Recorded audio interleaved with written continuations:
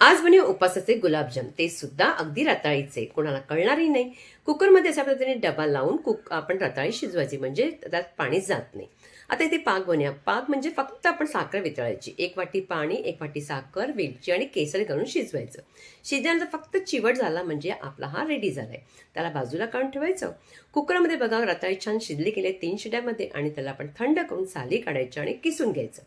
किसल्यानंतर त्याच्यामध्ये milk powder घालायचे. मी ते 3 चमचे घातले. तुम्ही थोडं थोडं जास्त लागू शकतं, तुम्ही घालू शकता मग आणखीन.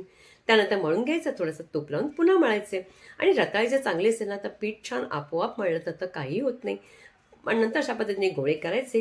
कढईमध्ये तेल गरम करायचं, त्याच्यामध्ये आपण सोडायचे. सोडल्यानंतर पटकन चमच्याने हलवायचं, म्हणजे ते एकसारखे रंग येतो. आणि अगदी मंद आचेवर छान भाजून घ्यायचे. पटकन हा जे गुलाबजाम आहे ना, आपण पाकात टाकायचे, 1 मिनिटात शिजवायचं. नंतर एका तासासाठी गुलाबजाम सोडून द्यायचे, आणि बघा मस्त असे आपले गुलाबजाम रेडी झाले.